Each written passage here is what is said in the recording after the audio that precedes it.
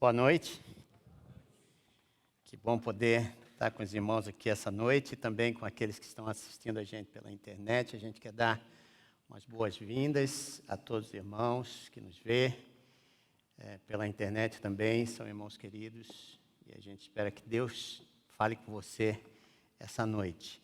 E para nós aqui, que Deus nos dê um tempo gostoso na presença dEle. É isso que é o desejo da nossa igreja. Nós estamos numa série chamada Reconstruir. Pastor Lisânias vem mostrando aqui todos os pontos e detalhes. Você se lembra o dia que ele pregou aqui para a nossa igreja? Falou que pau que nasce torto não precisa morrer torto. Deus faz aqueles milagres na vida de qualquer pessoa, em qualquer situação, circunstância.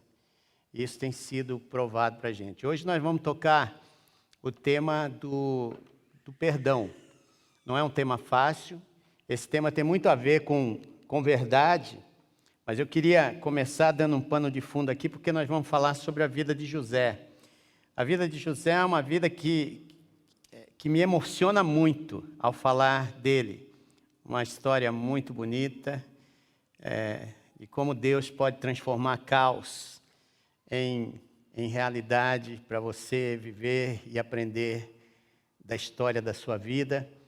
E eu queria muito que a gente percebesse isso hoje. Nós estamos vivendo momentos em que a família está sendo redefinida. E a família hoje estão dando nome até para a família mosaica, né? Onde você tem vários casamentos das pessoas e aí vem os filhos e vão se agregando, e aí você tem essa família diferente, com diferentes transfundos. Eu e você sabemos que nós nascemos numa família que tem duas culturas ali que se agregam. É o meu pai e minha mãe que vêm de lugares diferentes, se juntam e de repente aquilo eu estou aprendendo a partir reproduzem, e eu estou aprendendo a partir do casamento dos meus pais, valores, princípios, como a vida ela acontece, e isso vai me dando a minha cultura, a minha forma, a minha cosmovisão de ver a família. E aí você pode imaginar, na família que nós estamos falando aqui hoje, na redefinição de família, hoje nós temos várias pessoas que vêm de culturas diferentes, se agregam numa família e aquilo vai crescendo. E aí você vê várias culturas, vários problemas, porque eu fiz uma enquete no Facebook essa semana passada, perguntando para as pessoas se nós assumíssemos que teoricamente existe uma família perfeita, ela sempre, e aí depois ela nunca. E aí foi tanta coisa interessante, porque fica até difícil você falar o que é uma família perfeita, porque não existe. E até para eles colocarem uma frase, o que seria uma família perfeita, que sempre, era difícil. Aí você nota que, se existisse, seria assim, as coisas aconteceriam, todos pensariam iguais, as pessoas não teriam problemas, não haveria conflito. Então, foi muito. Eu quero agradecer a todos aqueles da nossa igreja que participaram dessa enquete, porque me ajudou a perceber que realmente todos nós sentimos que não há uma família perfeita. Se eu estou nela, na minha família, pode ter certeza que ela já é imperfeita. Tantas coisas eu tenho que resolver da minha própria cultura, daquilo que eu aprendi. A gente traz bagagens para dentro da nossa família. E como numa viagem, num avião, você só pode levar 23 quilos. E você traz a bagagem, a esposa traz a bagagem, e você coloca aquelas bagagens juntas, só pode levar 23. Algumas coisas, no casamento, você começa a perceber que tem que ficar de fora. Aí você imagina o que está acontecendo, a dinâmica dos casamentos que estão acontecendo nos dias de hoje, essa bagagem de temas sem solução, relacionados àqueles padrões que haviam antes de entrarmos. E geralmente, quando a gente entra num novo relacionamento, Você está pensando que aquela pessoa pode ser a solução do seu problema. E não há uma solução tão, né, clara que vai acontecer. Como é que a gente lida com isso tudo? Eu queria mostrar aqui hoje que se nós pudéssemos pensar na família de Jacó, que o pastor Lisânia estava, no primeiro domingo dessa série, ele se vestiu de Jacó. E apresentou aqui o personagem Jacó para todos nós. Foi um momento assim muito legal de ver como era, né, a vida desse homem. Se eu pudesse definir a família de Jacó, ela seria uma família mosaica hoje. Com um agravante, as 4 mulheres que esse homem teve filhos moravam debaixo do mesmo teto. Aí você pode imaginar o tamanho do problema cultural, problemas sem solução que isso dá. Ele teve 12 filhos. 12 filhos de 4 mulheres diferentes. A mulher que Jacó pensava em se casar, não deu na primeira leva. Ele teve que trabalhar mais 7 anos para ter a segunda, que era a mulher que ele amava. Teve filhos com a primeira, teve 2 filhos com a mulher que ele amava, Raquel, e aí ele tem José e Benjamim, e teve filhos com Bilá, e teve filhos com Zilpa. E essas mulheres todas viviam juntos. E pode ter certeza uma coisa, que o mundo aí fora não entende, é que qualquer pessoa que se deita com uma outra, faz sonhos. Cria uma fantasia e quer realmente que isso aconteça. Ninguém deita com uma outra pessoa de graça. Há uma energia aí que acontece, que as pessoas querem que os seus sonhos sejam realizados. Você pega a história, a Bíblia está cheia de histórias assim. Você toma a história de Ló, você vai ver um homem que perdeu o respeito dentro da sua própria casa. Gênesis 19, 12 a 14, você vai ver isso acontecendo.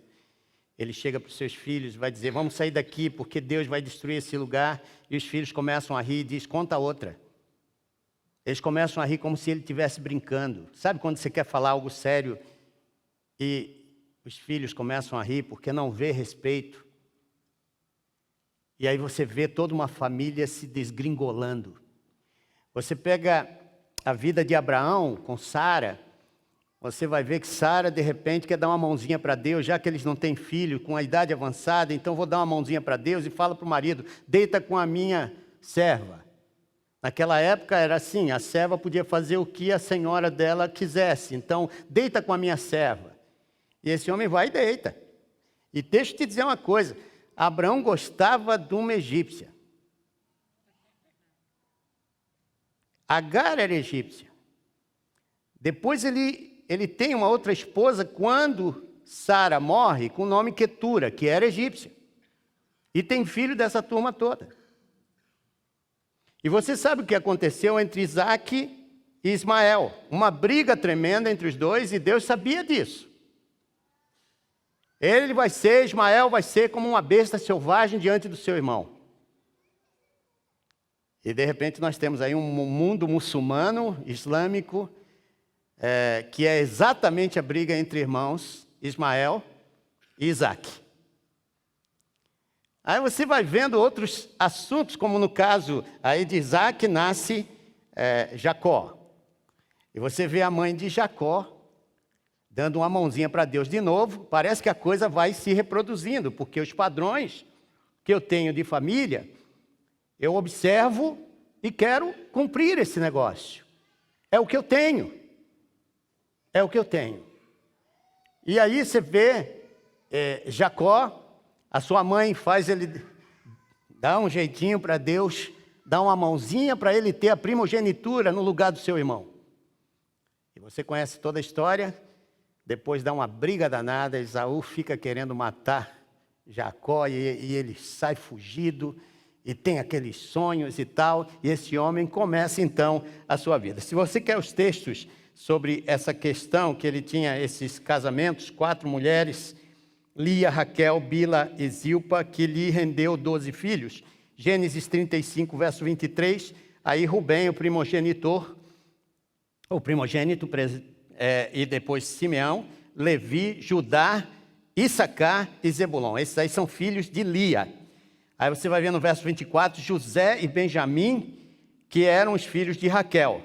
Dan e Naphtali, filhos de Bila, que era a serva de Raquel. E aí depois, no verso 26 do capítulo 35, você vai ver Gade e Azer, que eram os filhos de Zilpa, que também era a serva.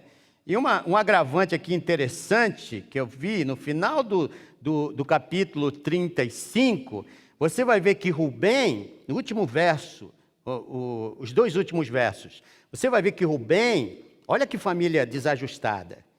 Rubem, ele se deita com a concubina de Jacó. E Jacó fica quieto. Sabe aquela coisa, eu não quero que faça alarde porque ele tem uma influência. A influência dele no mercado é legal. Então, mostrar que a família está desajustada era um negócio meio ruim para ele. Ainda mais com a concubina. Isso ficou encoberto. Você vê que no texto, acabou ali. Rubem se deita com a concubina de Jacó. E pronto, acabou o assunto. E aí você vê todo o desenrolar da história de Jacó. Ele tem os seus filhos e ele tinha um favorito. O favorito dele era José. Esse menino, ele nasce da mulher que ele amava. E aí começa toda a trajetória de sofrimento de Jacó, mas também de José. Deixa eu dizer uma coisa para você. Perdão tem muito a ver com verdade. Se você não é verdadeiro, você vai guardar alguns segredos dentro de você, que pode ter certeza, esses segredos vão causar muitas doenças. A palavra de Deus diz, conhecereis a verdade, e a verdade vos. Isso está em João, capítulo 8, verso 32. Essa verdade é muito importante, mas a verdade dói. Estamos juntos? A verdade dói. Se há uma coisa que eu não quero é falar de mim mesmo. Falar das coisas que estão ruins dentro de mim. Num casamento, isso aqui é muito importante. Falar daquilo que te dói. Quando você fala a verdade, pode ser que ela machuque você mesmo. E essa é uma das razões porque eu não gosto de falar de mim. Eu prefiro omitir. Eu prefiro deixar as coisas de lado. Vamos falar de outros assuntos. E uma vez foi dito por um comentarista que a proporção de doenças que você tem no seu corpo tem a ver muito com os segredos que você guarda no coração. Você pode perceber que quando uma pessoa guarda no coração muitas coisas e não coloca isso para fora, e não busca a reconciliação, isso causa diversas doenças psíquicas, físicas. Não é? Isso vai afetar todo o ambiente que você vive. Então é interessante, quando a gente olha aqui a vida de Jacó, você vai ver tudo isso acontecendo. E aí tem muita coisa, você fica com raiva. Quando a verdade não é dita, a verdade aparece. Nós somos teimosos, ficamos amargos, gananciosos, arrogantes, cheios de luxúria, obstinados e também delicados. Esse é o resultado de guardar coisas secretas.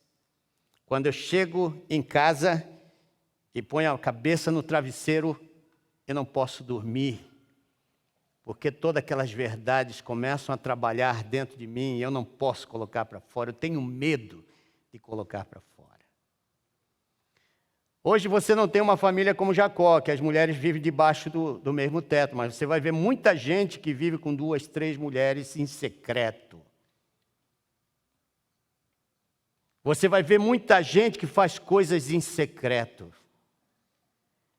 Nosso país hoje, eu estava vendo o Tomás aqui pedindo oração pela nossa nação, eu fico imaginando quanta gente está preocupado com a segunda-feira. Geralmente, segunda-feira é quando saem as comitivas da Polícia Federal para ir buscar alguém. E a turma começa a ficar preocupada toda segunda-feira. Será que sou eu? Eu queria saber como é que esse povo está dormindo nesses últimos tempos, com tantas ameaças. Mas o pecado é assim. E a gente, percebe essas coisas acontecendo. Então eu queria refletir aqui sobre a vida de José e seus irmãos.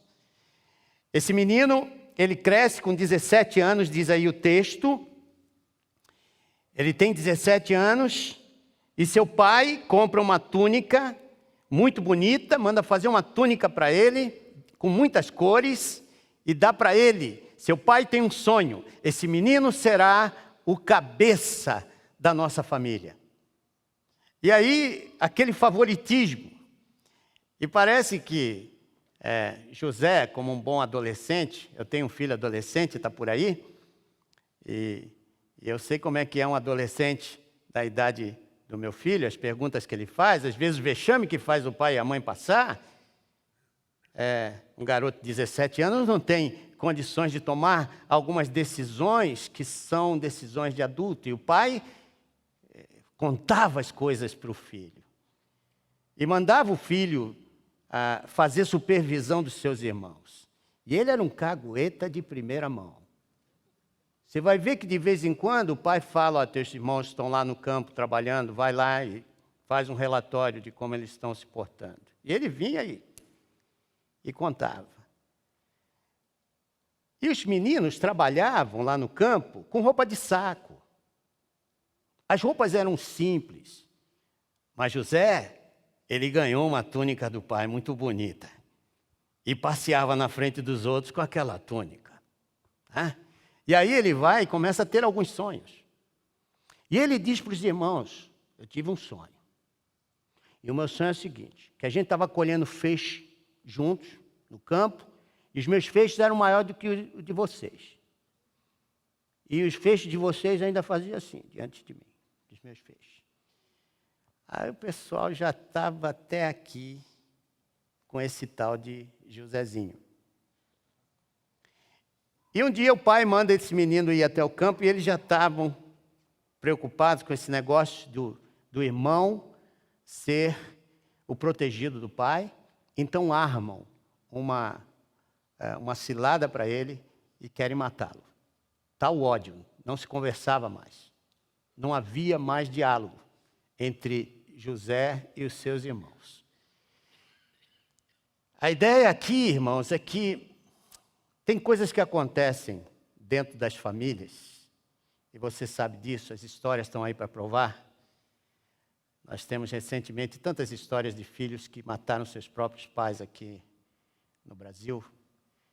Alguns ódios que vão acontecendo por causa de coisas que não são solucionadas, coisas que não são colocadas na mesa, verdades que não são ditas. E o tempo vai passando como se nada tivesse acontecido.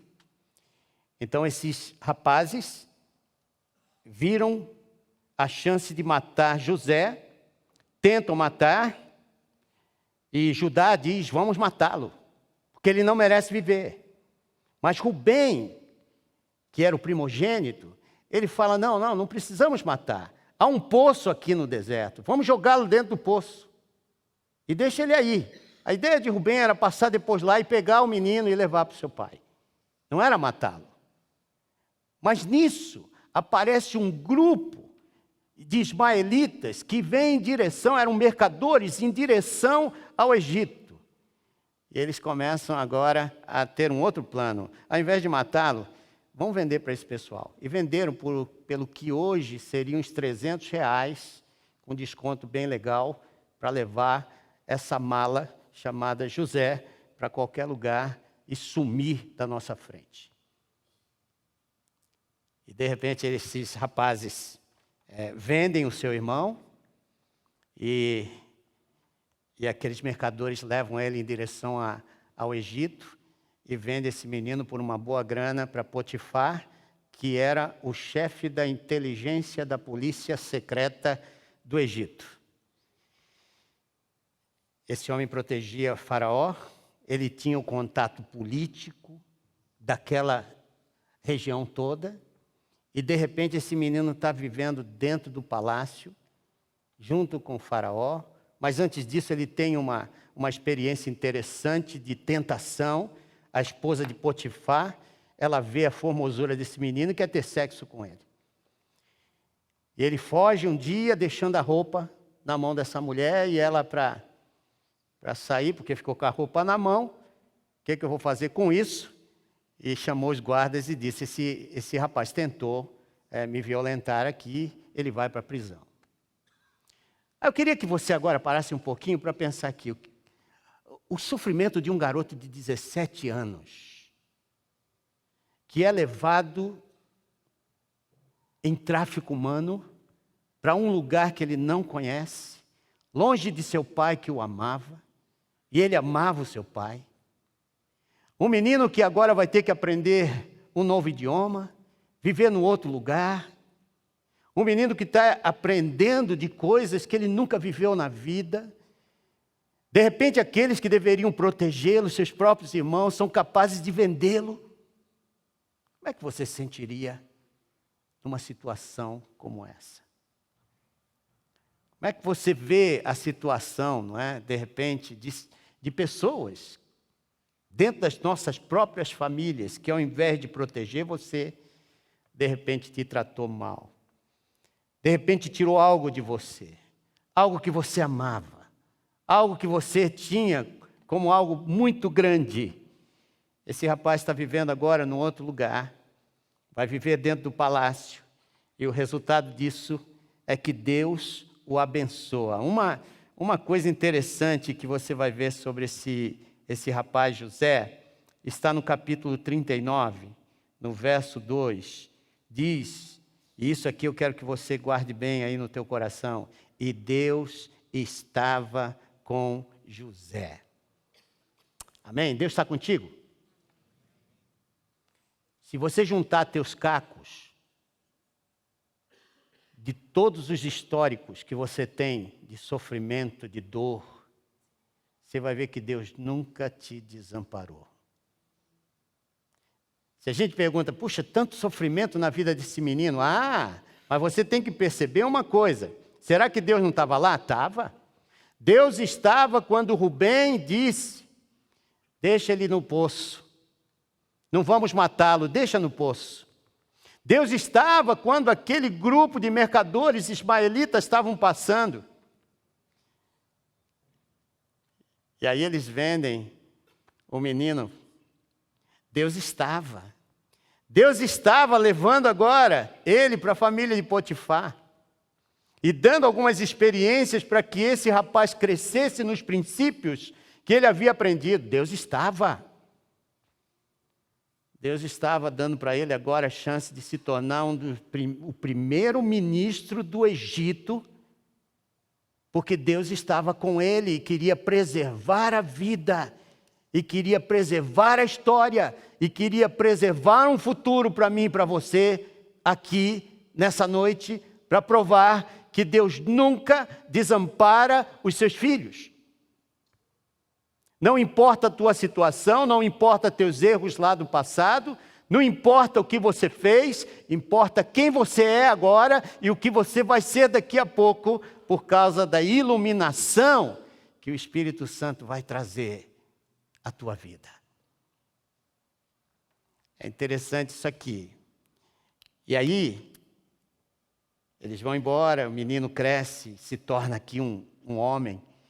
Já há 20 anos havia passado, ele cresce dentro do Egito e se torna esse primeiro-ministro, vem uma fome tremenda e ele é o homem que vai arranjar a estratégia agricultural para o seu país. E todos os povos afluíam ao Egito para buscar alimento. Jacó está sofrendo com a falta do seu filho. Ele acha que seu filho morreu. Quando os irmãos chegam lá e dizem para o papai, pai, olha aí, tá a roupa do teu filho. Eles haviam matado um cabrito e molharam a túnica bonita que o pai tinha comprado de sangue. Levaram para o pai e disseram: aí está a túnica do teu filho. Olha o ódio que eles tinham de José. Aqui está a túnica do teu filho. Irmãos, quando a gente vai guardando coisas no nosso coração, a gente não quer nem falar ou de nós mesmos, ou de alguém que deve ter feito alguma coisa contra nós.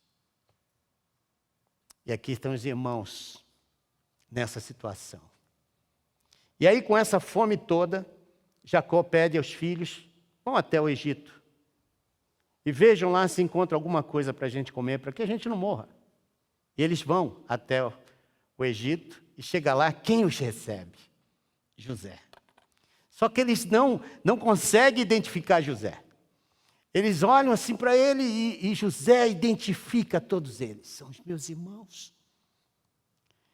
E aqui uma coisa interessante, que quando você conhece o teu Deus e sabe que teu Deus está contigo, Ele nunca te desampara, nunca te deixa.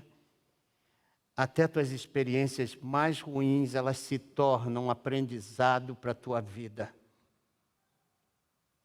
Você não é aquele murmurador, você não vai ver em nenhum momento na história de José, ele murmurando contra a situação que ele estava vivendo. Você não vai ver em nenhum momento na história de José, ele falando contra o seu pai, ou contra a sua mãe, ou contra qualquer pessoa. Ele simplesmente havia decidido no coração em perdoar todos os seus ofensores. E aí você vê que quando ele olha para os seus irmãos, acontece uma química muito legal. Ele está doido para falar com eles. E prepara uma mesa para eles. Imagina para os irmãos: nós vamos comer com o primeiro-ministro. E sentam naquela mesa e comem, diz o texto que eles se alegraram bastante. Deixa eu dar os textos agora para você, porque é muito importante isso aqui, para você saber. A primeira coisa que vai acontecer quando Deus quer trabalhar na nossa vida é que vai haver confissão de pecados. Amém?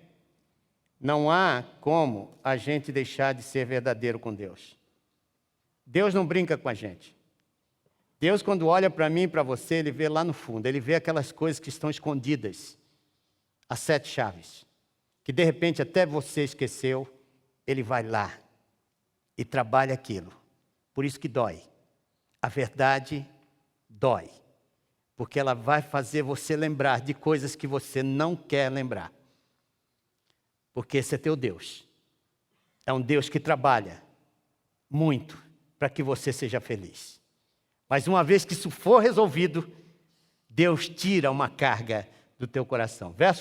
Capítulo 43, verso 34 de Gênesis, diz: então lhe serviram da comida da mesa de José, e a porção de Benjamim era 5 vezes maior do que a dos outros. Benjamim era o segundo de Raquel. Ele era o primeiro. E ele dá aqui serviu para o menino aqui 5 vezes mais. E eles festejaram e beberam à vontade. Aqui esse texto, segundo um comentarista, diz que havia muita abundância de alimento, muito para beber e muito para comemorar. E se há uma palavra aqui que você pode traduzir tudo isso, é que havia alegria, eles estavam descontraídos, estavam tendo uma festa muito grande. Eu acho que a festa, aqui eles não estão nem percebendo que daqui a pouco eles vão ter que encarar a verdade da vida deles. Que Deus está preparando aqui uma cena que daqui a pouco a casa cai. Vamos nos alegrar por enquanto.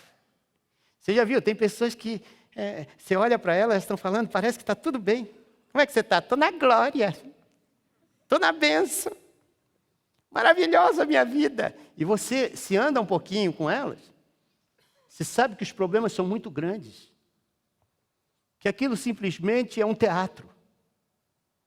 Que é uma forma de tentar mostrar para as pessoas que está tudo bem, não toca.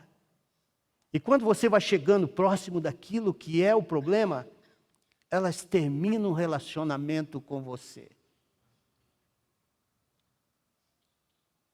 Esses rapazes estão ali na mesa, e aí ele começa a aqui toda a sua estratégia.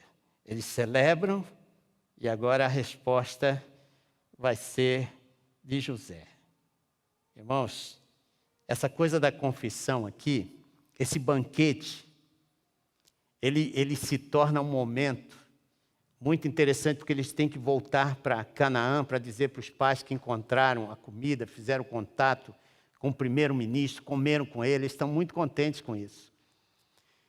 E José faz o seguinte, pede para o mordomo dele, vai lá, pega uma taça de prata, põe na bolsa do menino Benjamim, escondido, não deixa ninguém ver. E quando eles saírem daqui, no meio do caminho, eu quero que você vá e diga que roubaram uma taça. E eles, vamos ver a reação deles. José está pensando tudo isso, porque ele quer ver até que ponto você ama a Deus e ama o próximo. Ele vai testar os seus irmãos para ver até que ponto eles cresceram, se tornaram homens. São capazes de entender que essa coisa de vida com Deus não tem nada a ver com o que você consegue nesse mundo, mas com a obediência aos princípios, que vai fazer de você uma pessoa com caráter parecido com o do Senhor. E aí eles saem, vão embora no caminho, todos contentes, vamos para casa, vamos falar para o pai, tudo isso que nós vimos aqui e tal, que tivemos no meio desse povo aqui, eles estão atendendo a nossa fome, vão nos dar alimento. E de repente chega o mordomo e pergunta, escuta, o que aconteceu que levaram a taça de prata? E eles falam, não, conosco não está. E olha, você pode matar aquele de nós que tiver essa taça de prata aqui com a gente. E o mordomo já sabia onde é que estava. Só foi lá e, isso aqui. Ah, como? E aí levaram de volta esses rapazes. Aí começa a questão da confissão. E é interessante que quem se levanta para dizer, eu não sei o que dizer, Deus descobriu a nossa culpa, por favor, deixa o menino ir, porque era o querido do pai, deixa o menino ir, eu fico. Foi Judá, aquele que pensou em matar José. Ele diz, deixa, por favor, que Benjamim vá, e eu fico no lugar dele. Se tem alguém aqui que vai morrer, sou eu. E aí José já estava tranquilo. Estava tranquilo para dizer quem ele era. Aí fala para os seus homens, saiam daqui da sala. Aí todos saíram e ele fala para os irmãos, eu sou José, aquele que vocês queriam matar. Não fiquem com medo. Não fiquem com medo, não se recriminem. Deixa eu dar o texto para você, porque senão o couro vai comer aqui depois em cima. Gênesis 44, verso 12. Dá uma olhadinha lá e você vai ver essa coisa do administrador. Começou então a busca, desde a bagagem do mais velho até o mais novo, e a taça foi encontrada na bagagem de Benjamim. E aí a ideia aqui é, será que os irmãos vão abandonar Benjamim? Como abandonaram ele? Deus está arrumando aqui a situação agora. Nunca o plano aqui de José era a morte de Benjamim. Ele quer saber se vão abandonar Benjamim, como fizeram com ele. Se o tempo agora fez com que esses meninos se tornassem homens. Será que eles mudaram? Ou será que eles permanecem com o mesmo ódio no coração entre eles? E aí então eles dizem para José, no capítulo 44, verso 16, o que diremos a meu senhor? Judá está dizendo isso. Que podemos falar? Como podemos provar nossa inocência? Deus trouxe à luz a culpa dos teus servos. Agora somos escravos do meu senhor, como também aquele que foi encontrado com a taça. E aqui finalmente José, ele tem o que ele estava esperando. E agora ele vai começar a mostrar. Ele vê o arrependimento. Primeiro a confissão. A confissão de um coração que sabe que tem algo que precisa colocar para fora. Depois vem o arrependimento deles. E aí, José, ele começa a ver isso no capítulo 44, verso 18 ao verso 34. Judá, ele diz, eu quero substituir o meu irmão Benjamim. Olha o que ele diz no verso 33 do capítulo 44. Por isso agora te peço, por favor, deixa o teu servo ficar como escravo do meu senhor, no lugar do jovem, e permite que ele volte com os seus irmãos. Esse foi o teste da lealdade aqui. Você ama seu irmão mais do que você mesmo. Essa é a ideia. Nos velhos tempos, esses meninos poderiam deixar morto qualquer um para escapar ou livrar a sua pele.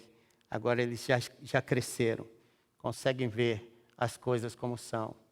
E olha que interessante, aqui começa toda a trajetória. José, ele sente que está na hora de se identificar. Aí chama seus irmãos e fala, eu sou José, aquele que vocês queriam matar. Mas não fiquem com medo. Não fiquem com medo. E a primeira coisa que ele pergunta, papai está vivo? Eu queria que você parasse aqui para entender alguma coisa. Todo filho, ele quer que seu pai se orgulhe dele. Verdade ou não? Qualquer um de nós aqui fica louco para falar para o pai quando você alcança alguma coisa na vida. Não precisa muito, mas você quer contar para ele. E você quer a aprovação do seu pai. Eu queria dizer para você, papai, teu filho está esperando de você que você o honre naquilo que ele está acertando. Isso é muito, mas muito importante. Esse rapaz, ele tinha um amor muito grande. Quando ele, olha aqui no capítulo 45, verso de 1 a 3, olha o que ele faz. A essa altura, José já não podia mais conter-se diante de todos os que ali estavam e gritou, façam sair todos. Assim que ninguém mais estava presente, quando José se revelou a seus irmãos, e ele se pôs a chorar tão alto, que os egípcios o ouviram. E a notícia chegou ao palácio de Faraó. Então disse José a seus irmãos, eu sou José, meu pai ainda está vivo. Mas os seus irmãos ficaram tão pasmos diante dele que não conseguiam responder-lhes. Eu também ficaria. A quem eu pensei que estava morto, de repente se identifica. E agora? O que nós vamos dizer? E aí você vê esse arrependimento acontecendo na vida desses rapazes, e daí para frente as coisas começam a acontecer. E ele fala para os rapazes, no capítulo 45, verso 4, cheguem mais perto. Eu sou José, aquele que vocês venderam no Egito. Você vê, ele não esquece não. Ele quer que eles reconheçam o seu pecado. É interessante isso. As pessoas precisam viver na verdade. Aqui não é, tá legal, tá, foi mal. Não é assim. Nós precisamos tratar as coisas como seres humanos maduros. E José está fazendo com que eles reconheçam o seu pecado. Vocês fizeram isso. Não que ele guardasse qualquer rancor, ele já havia perdoado há muito tempo, mas o que ele quer é que eles reconheçam o que eles fizeram. Eles não tinham palavras. E o pior é quando você tem que voltar para casa e dizer, pai, o José está vivo. Como assim? Jacó deve ter perguntado, como assim? Vocês disseram que ele morreu? Você está entendendo? A questão da verdade, ela vai ter alguns passos aqui para serem tomados. Ela vai afetar, é doloroso esse negócio, porque tem um caminho de restauração para a reconciliação. E eles fizeram isso, mas o pai estava tão animado com a ideia e falou, deixa eu ver meu filho. E José diz, traz ele para a gente. Ele vai viver aqui pertinho de mim. E o pai depois vem e passa mais 17 anos com José, vivendo essa alegria do retorno da família. E todos eles agora estavam juntos. Você percebeu que quando José falou para eles quem ele era, José abraça todos eles e beija todos eles. E chora, mas chora copiosamente ao ponto de todo o egípcio escutar o choro desse homem, segundo o texto. José estava doido para ter esse reencontro familiar, não importa o que vocês fizeram, eu quero ter o contato com vocês. E eles perceberam isso e vieram para o Egito. E você vai ver uma coisa interessante. Que não, quando você pega a genealogia de Jesus em Mateus capítulo 1 verso 1 e 2, você vai ver que na genealogia não tem José. Não é interessante isso? Não tem José. Deveria estar José, mas está Judá. Por que Judá? E aí você percebe que Judá foi aquele que quis matá-lo. Judá foi aquele que, depois com crescimento, depois com arrependimento, Judá, ele vai e se coloca no lugar do seu irmão Benjamim, e se tivesse que passar pela morte, ele passaria. Ele tem um arrependimento muito grande. E Judá, ele entra na genealogia de Jesus. Jesus vem da linhagem de Judá. Aliás, ele é o leão da tribo de Judá. Ele é capaz de se quebrantar. Você vê, queridos, Deus não está aqui buscando nenhum título. Deus não está buscando nada, senão corações quebrantados, dispostos a dizer: Senhor, eu quero ser aquilo que Tu queres. Se você quer felicidade na vida, deixa Deus trabalhar aquilo que só Ele pode. Você não consegue. Pode ter certeza que tudo isso que José consegue fazer, não foi ele. Por trás dele estava o Deus Todo-Poderoso, que queria que essas boas novas chegassem até esse dia de hoje, chegasse até você, para dizer para você que Ele tem um plano maravilhoso, que Ele quer fazer com a tua vida, que só Ele sabe, você não tem ideia, que todos os cacos da tua história, colocados juntos, vai fazer com que a tua vida se torne algo com sentido, maravilhoso, porque Deus quer te usar. Eu queria que você visse um vídeo que eu preparei para você, que fala exatamente do perdão.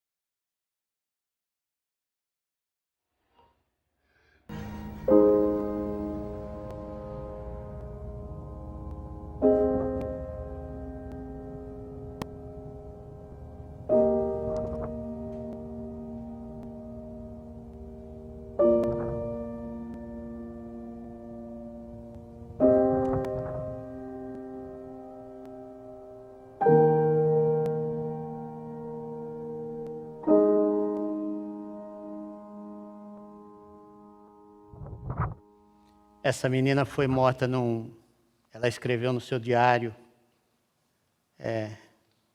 tudo que esse vídeo mostra para a gente aqui. E uma das frases importantes é que o perdão, ele não muda o teu passado, mas ele pode enobrecer, enriquecer o teu futuro. O perdão, ele faz com que eu e você liberemos, não somente nós mesmos, mas liberemos aqueles outros que nos ofenderam.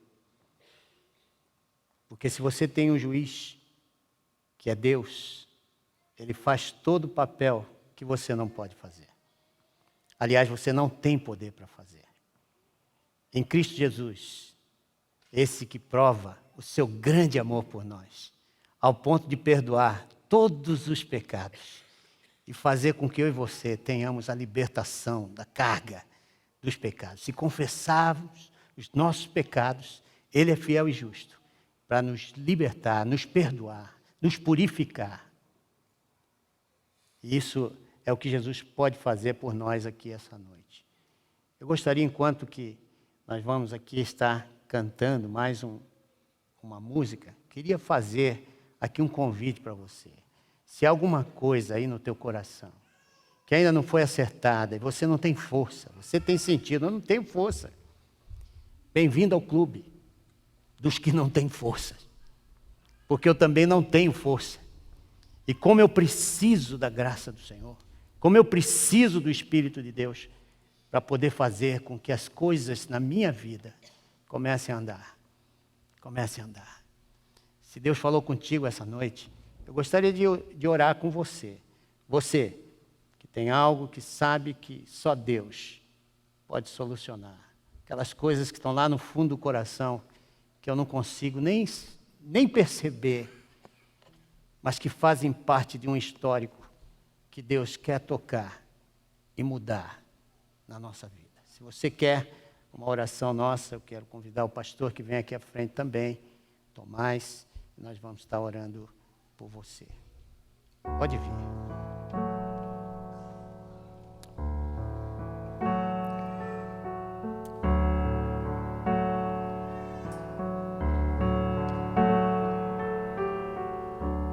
Toma-me, rendido estou aos pés da cruz, me encontrei. O que tenho te entrego, ó Deus.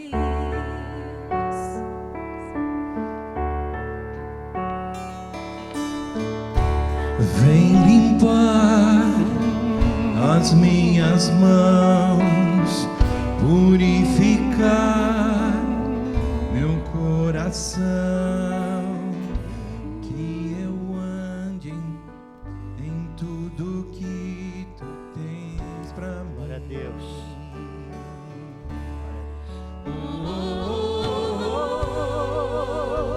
Eis-me aqui, rendido estou.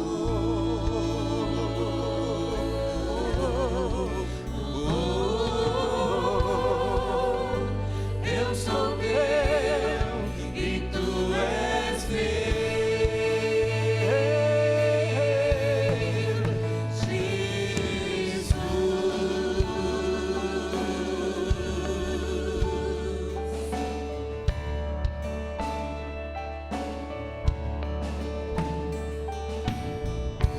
Meus momentos e os dias meus, Meu respirar e meu viver, e sejam todos para ti, ó Deus.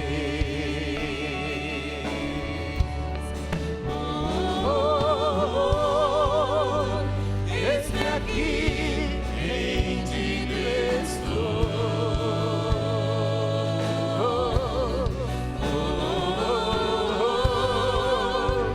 Eu sou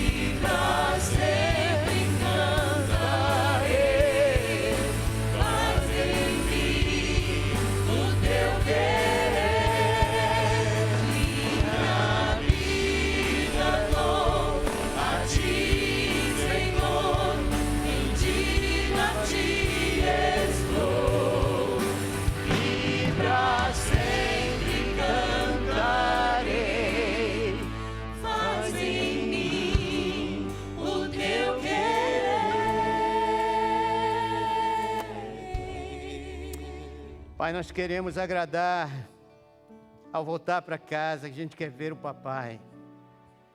Quer dizer para ele tudo que nós fizemos. A gente quer que tu te orgulhes, Senhor, da gente. Senhor, ao voltar para casa, que a nossa oração, papai, eu fiz aquilo que estava nos teus sonhos.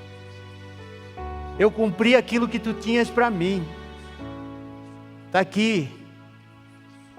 Nós podemos preservar a vida da nossa família, da nossa comunidade e do mundo.